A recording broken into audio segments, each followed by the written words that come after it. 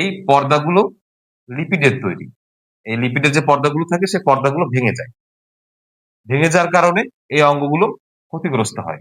যখন ক্ষতিগ্রস্ত হয় তখন আর সাময়িকভাবে বিষয়টি বোঝা যায় না, কিন্তু এই ক্লোরোপ্লাস্ট ক্ষতিগ্রস্ত হওয়ার কারণে ক্লোরোফিল আর সহজে উৎপন্ন হয় না, যেই কারণে কিন্তু গাছের খাদ্য তৈরি করার যে কারখানাটা আমরা বলি সেটা কিন্তু বন্ধ হয়ে যায়।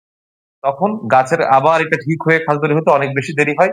অনেক সময় গাছ দুর্বল হয়ে নানা রকম রোগ ব্যাধির সৃষ্টি করে। আসসালামু আলাইকুম প্রিয় কৃষক বন্ধুরা এবং প্রিয় তরুণ কৃষক উদ্যোক্তা বন্ধুরা, আশা করি আপনারা সবাই ভালো আছেন। আমি কৃষিবিদ এস এম ফজলে রাব্বি, আমার চ্যানেলের পক্ষ থেকে আপনাদের সবাইকে জানাচ্ছি আন্তরিক শুভেচ্ছা এবং অভিনন্দন। প্রিয় বন্ধুরা, আজকের ভিডিওটি কিন্তু খুবই গুরুত্বপূর্ণ। আমি সবাইকে অনুরোধ করব ধৈর্য ধরে এই ভিডিওটি পুরোটা দেখার, একদমই না টেনে দেখার জন্য আমি অনুরোধ করছি আপনাদেরকে। কারণ আজকের যে বিষয়টি, যে পেঁয়াজে অতিরিক্ত ছত্রাকনাশক ব্যবহার, এই কাজটা করলে কি হতে পারে, বিষয়টি আমি সুন্দরভাবে আপনাদেরকে বিজ্ঞানসম্মতভাবে ব্যাখ্যা করার চেষ্টা করব। আমরা যে কাজটি করি, যে ছত্রাকনাশকের দুই ধরনের আমরা ভুল ব্যবহার করে থাকি। একটা হচ্ছে কি, যে অতিরিক্ত ডোজ, আর দ্বিতীয়টা হচ্ছে যে অনেকগুলো গ্রুপ একসাথে ব্যবহার করি।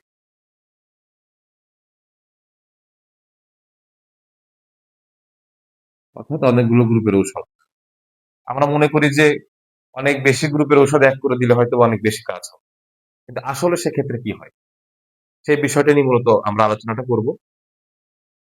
যেহেতু আমরা পেঁয়াজের চাষ নিয়ে আলোচনা করছি এবং গত কয়েকদিন যে ভিডিওগুলো আপনাদেরকে আমি দিয়েছি সবই পেঁয়াজ কেন্দ্রিক, তো আমি সেই হিসাবেই আপনাদেরকে এখন বোঝানোর স্বার্থে আমি ব্যাখ্যা করছি। সেটা হচ্ছে যে এই যে অতিরিক্ত পরিমাণ ছত্রাকনাশক যখন স্প্রে করা হবে, আপনারা জানেন যে এটি হলো, ছত্রাকনাশকটা হলো সম্পূর্ণ কেমিক্যাল, তখন ফাইটোটক্সিসিটি হবে।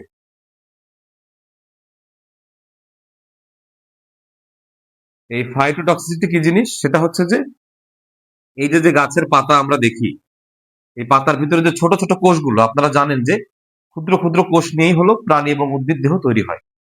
এই যে কোষগুলো, এই কোষগুলোর ক্ষেত্রে কি হয়, সেল মেমব্রেন থাকে, মানে কোষের যে পর্দা, আমি একটু সহজভাবে বাংলায় বুঝিয়ে বলি আপনাদেরকে, যে কোষ পর্দা থাকে একটা।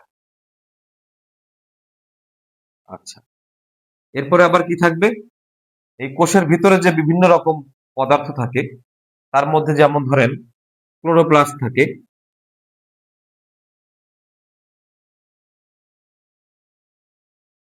মাইটোকন্ড্রিয়া থাকে,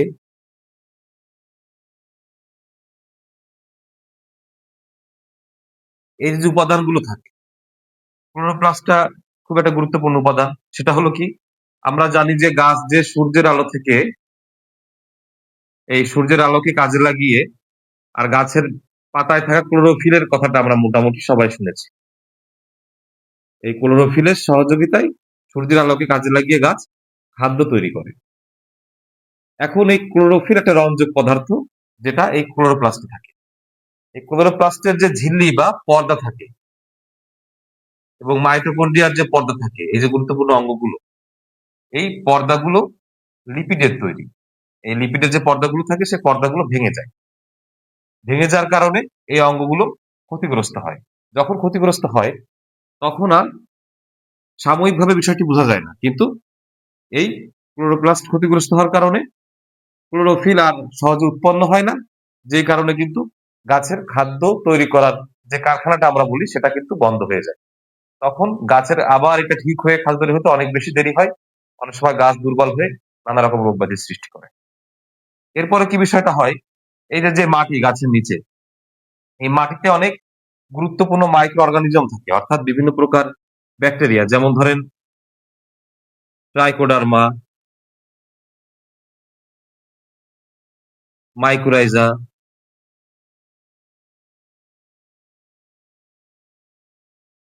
আর একটা হচ্ছে ফসফেট স্টাবলাইজিং ব্যাকটেরিয়া।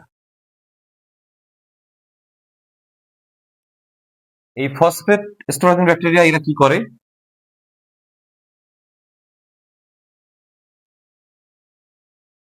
ফসফোরেজ নামে একটি এনজাইম এরা দেয়।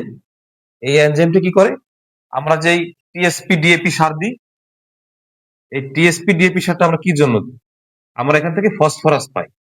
এই ফসফরাসটা হলো গাছের জন্য প্রয়োজনীয় নিউট্রিয়েন্ট। তাই এই টিএসপি বা ডিএপি এটাকে ভাঙার জন্য যে এনজাইমটা প্রয়োজন হয় সেটা হলো এই ফসফরাস এনজাইম। এই ফসফরাস এনজাইমই এই সারকে ভেঙে আয়নে পরিণত করে। তারপর গাছ তার এই যে শিকড়ের মাধ্যমে মাটি থেকে এই আয়নিক ফর্মে এই উপাদানটাকে গ্রহণ করতে পারে। এর পাশাপাশি আবার ইউরেজ নামে একটা এনজাইম আছে। এই ইউরেজ এনজাইমটা ঠিক এই ফসফরাস যেমন ফসফরাসকে মুক্ত করে টিএসপি বা ডিএপি থেকে, আবার ইউরেজটাও ইউরিয়া থেকে এই যে নাইট্রোজেন আয়নটা, এই নাইট্রোজেন আয়নটাকে এরা আলাদা করে ফেলতে পারে। ঠিক একইভাবে যে আরো যতগুলো এনজাইম রয়েছে, সেই এনজাইমগুলো এই বিভিন্ন প্রকার যেই মাইক্রো অর্গানিজম অর্থাৎ ছত্রাক বা ব্যাকটেরিয়া গুলো থাকে তাদের দ্বারা নিঃসৃত হয়, সেই এনজাইমগুলো কিন্তু এই সারগুলোকে ভেঙে আয়নে পরিণত করতে সাহায্য করে। যেমন যে পটাশিয়াম আয়ন, ক্যালসিয়াম আয়ন এরকম ধনাত্মক বা ঋণাত্মক চার্জযুক্ত আয়নে পরিণত হয়। এই আয়নগুলো গাছের শিকড়, এই যে যেই পানির ভিতরে এই আয়নগুলো থাকে, পানিতে দ্রবীভূত অবস্থায় মাটির নিচে যে পানি থাকে সেই পানির সঙ্গে, সেই পানি থেকে গাছের শিকড় এই আয়নগুলোকে চুষে নেয়, পানির মাধ্যমে চুষে নিয়ে তখন এই গাছের যেই টিস্যু থাকে এর ভিতরে, সেই টিস্যুর মাধ্যমে আমাদের মানুষের শরীরে যেমন শিরা উপশিরা, ঠিক সেইভাবে এই টিস্যুর মাধ্যমে তারা এই গাছ বেয়ে এই যে বিভিন্ন যেই কোষগুলো থাকে যেখানে ক্লোরোফিল থাকে, ক্লোরোপ্লাস্ট থাকে, এই অঞ্চলে চলে যায়। যার পরে তারা সূর্যের আলোকে কাজে লাগিয়ে খাদ্য তৈরি করে। সেই খাদ্যগুলো কি হয়, সেই খাদ্যগুলো গ্লুকোজ আকারে প্রথমে তৈরি হয়, পরবর্তীতে সেগুলো সুক্রোজ আকারে এখানে জমা থাকে এবং এই সুক্রোজ থেকেই কিন্তু পরবর্তীতে আবার একটা পর্যায়ে এসে এই মানে কন্দ বা পেঁয়াজ তৈরি হয়। এখন এই যখন আমরা অতিরিক্ত যে ছত্রাকনাশকটা ব্যবহার করব, তখন তার যে অতিরিক্ত অংশ রেসিডিউটা, সেই জিনিসটা মাটিতে এসে থাকার কারণে হয় কি, এই যে যে উপকারী মাইক্রো অর্গানিজম গুলো রয়েছে, এই যে ট্রাইকোডার্মা, তারপরে মাইক্রোরাইজা, তারপরে যে ফসফেট স্টেবিলাইজিং ব্যাকটেরিয়া যেগুলো আছে, এগুলোকে সে ধ্বংস করে ফেলে বা মেরে ফেলে। যখন এইগুলোকে মেরে ফেলে তখন কি সমস্যা হয়, তখন তারা আর এই এনজাইম গুলো নিঃসৃত করতে পারে না। ইউরেজ ফসফেট যে এনজাইম গুলো এগুলো নিঃসৃত হয় না, তখন আর এই যে সারগুলো থাকে সারগুলোকে ভেঙে তারা আয়নে পরিণত করতে পারে না এবং গাছ আর নিউট্রিয়েন্টটা সহজে আপটেক করতে পারে না। এই গেল একটা সমস্যা। আবার কি সমস্যা হয়, এই যে যে অতিরিক্ত রেসিডিউটা অর্থাৎ যে ক্ষতিকর কেমিক্যালের কারণে কি হয়, এই যে যে শিকড়, গাছের যে শিকড়ের মাধ্যমে গাছ খাবারটা গ্রহণ করে, এই শিকড়ের গায়ে একটা পর্দা থাকে, সেল মেমব্রেন বলি আমরা শিকড়ের, সেই পর্দাটাও ক্ষতিগ্রস্ত হয়। ক্ষতিগ্রস্ত হওয়ার কারণে তখন এই শিকড়গুলো একটু একটু নষ্ট হয়ে যায় এবং এই শিকড়গুলো তখন নষ্ট হয়ে যাওয়ার কারণে তারা এই ধরনের আয়নকে থাকলেও তারা আর এগুলো সহজে গ্রহণ করতে পারে না। তাহলে তাদের নিউট্রিয়েন্ট আপটেক প্রক্রিয়াটা পুরোপুরিভাবেই ব্যাহত হচ্ছে, আমরা এটা দেখতে পাচ্ছি। আচ্ছা, এখন বিষয়টা হচ্ছে কি, যে আমরা এতভাবে দেখছি যে এত রকম ক্ষতি হচ্ছে, তাহলে তো আমি যখন কোনো কৃষকের সঙ্গে কথা বলি বা যখন আমি কোনো ক্লাস নিয়ে অনেক সময় কোর্সের সময় অনেকে বোঝানোর চেষ্টা করি, ওনারা বলেন কি যে ভাই আপনি তো বলছেন যে অতিরিক্ত ডোজ দিলে বা অতিরিক্ত গ্রুপ যদি একসাথে আমরা ব্যবহার করি তাহলে গাছের এত প্রকার ক্ষতি হয়, তো আমরা তো ব্যবহার করার পরে দেখি যে গাছ আরো সতেজ হচ্ছে, আরো সবুজ হচ্ছে, আরো চকচক করছে, তাহলে তো আপনার কথার সঙ্গে এটা মিললো না। আচ্ছা, একটু ধৈর্য ধরে তাহলে বিষয়টা আমরা একটু বোঝার চেষ্টা করি কেন আমার কথার সঙ্গে আপনার কথাটা মিলছে না।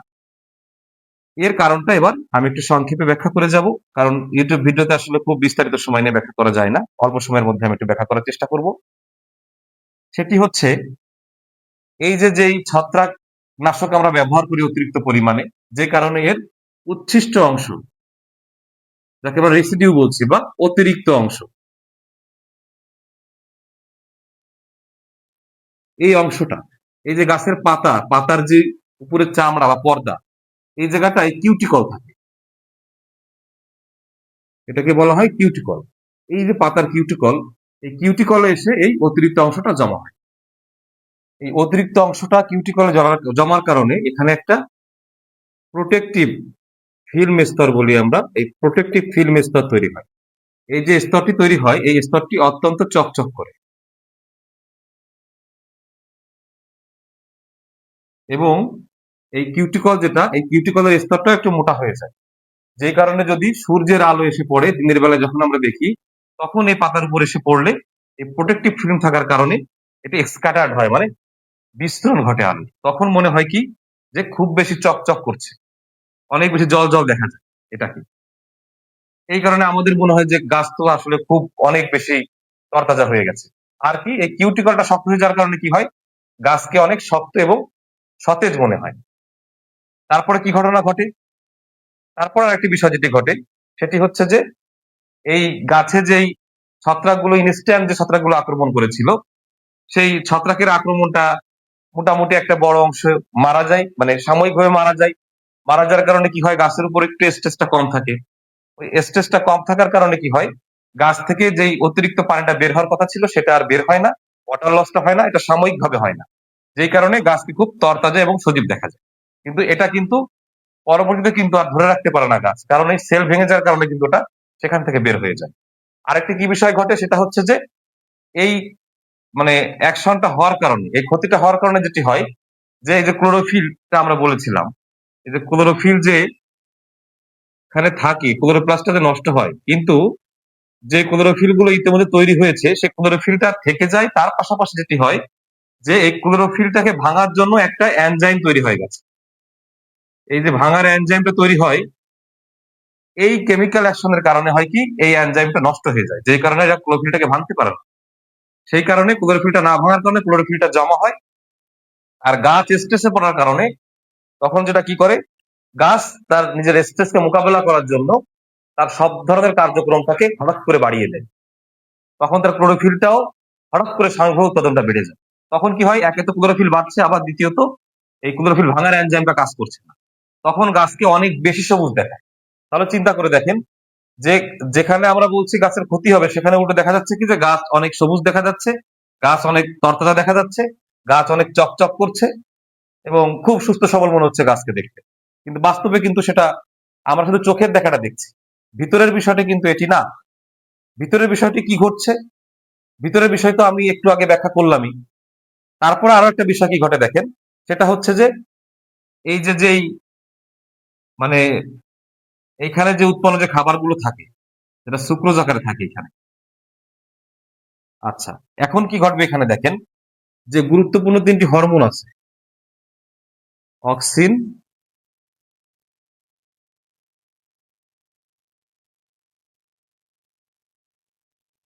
সাইটোকাইনিন এবং জিব্রেলিন। এই যে অক্সিন ট্রান্সপোর্ট বলা হয়, এই অক্সিন ট্রান্সপোর্ট করে নেওয়া যাওয়ার যে বিষয়টা, এটা কমে যায়। সাইটোকাইনিনের যে কোষ বিভাজন করার ক্ষমতাটা সেটাও কমে যায়। এগুলো সব হরমোন। এবং জিব্রেলিনেরও কার্যক্ষমতা কমে যায়।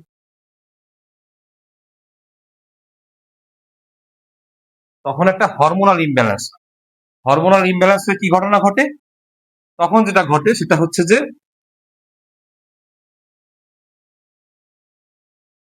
ভেজিটেটিভ প্রোডাকশন বেড়ে যায় রিপ্রোডাক্টিভ প্রোডাকশনের চেয়ে।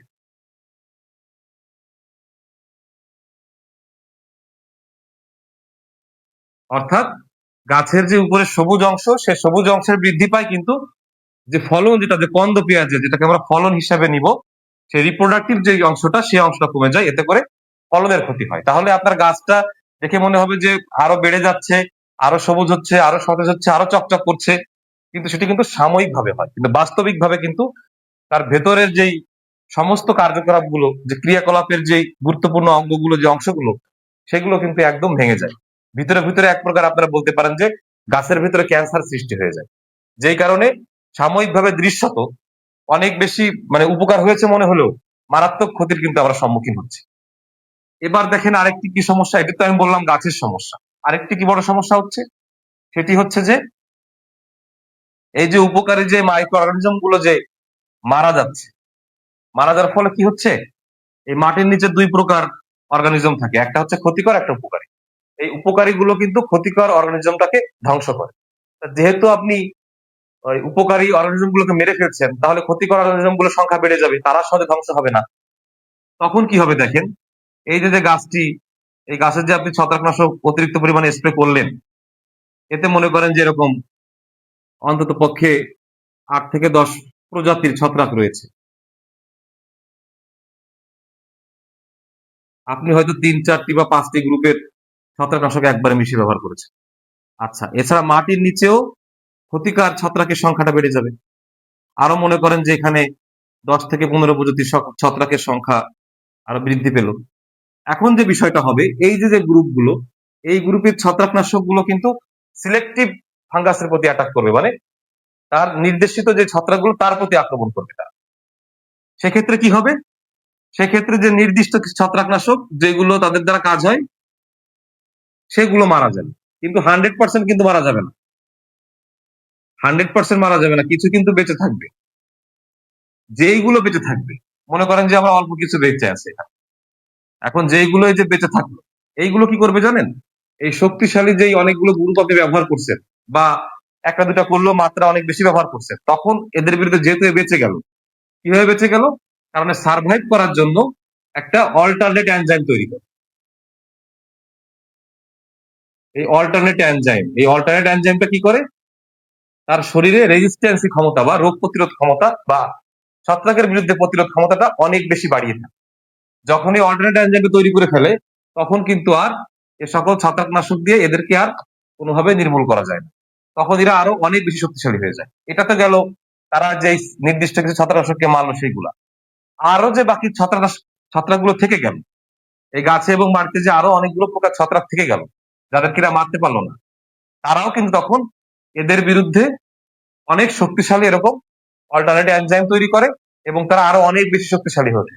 তখন আপনি চিন্তা করে দেখেন যে ছিল হয়তো ২-৪টা হয়তো অ্যাক্টিভ ছিল ছত্রাক, সেখানে এখন অ্যাক্টিভ হয়ে যাবে ২০-২৫ বা ৩০টা। মানে সারা মাঠ জুড়ে আপনি অনেকগুলো প্রজাতির ছত্রাককে উল্টো শক্তিশালী করে ফেললেন। এখন কি হবে? এখন এই ছত্রাকরা কি তৈরি করলো? এই যে একটি অল্টারনেটিভ এনজাইম তৈরি করলো, যেটি কিনা এখন এই যত হায়ার ডোজের আপনি ছত্রাকনাশক আছে বা এই গ্রুপের যেগুলো আছে সেইগুলোর বিরুদ্ধে একটা প্রতিরোধ ব্যবস্থা তৈরি করে ফেলেছে। তার পাশাপাশি কি করছে? এই ছত্রাকের শরীরে যে লিপিড থাকে, এর যে বডি বা শরীরে যে লিপিড গুলো থাকে, সেই জিনিসটাকেও তারা পরিবর্তন করে ফেলে। তাদের মধ্যে মিউটেশন ঘটে। মিউটেশনের কারণে এগুলো পরিবর্তন ঘটে। পরিবর্তন ঘটার ফলে কি হবে? এরপরে যখন আপনি এই ছত্রাকনাশকগুলোকে ব্যবহার করবেন এদের বিরুদ্ধে, তখন এই লিপিডের শক্তি দিয়ে তারা এই ছত্রাকনাশককে আটকে দেবে, আবার এদেরকে ঢুকলেও ফেলে আবার বের করে ফেলবে। তার মানে এই ছত্রাকগুলো কিন্তু আর এই ছত্রাকনাশকের দ্বারা আর ক্ষতিগ্রস্ত হবে না। অর্থাৎ এই ছত্রাকনাশক দিয়ে এই ছত্রাককে আর কিছুই করানো যাবে না। ভয়ও দেখানো যাবে না। আবার কি করবে এরা দেখেন? এই এনজাইম, এই লিপিড, তার পাশাপাশি এরা আবার আরো একটা এনজাইম তৈরি করবে, যেটা হলো ফাঙ্গিসাইড ব্রেকিং এনজাইম।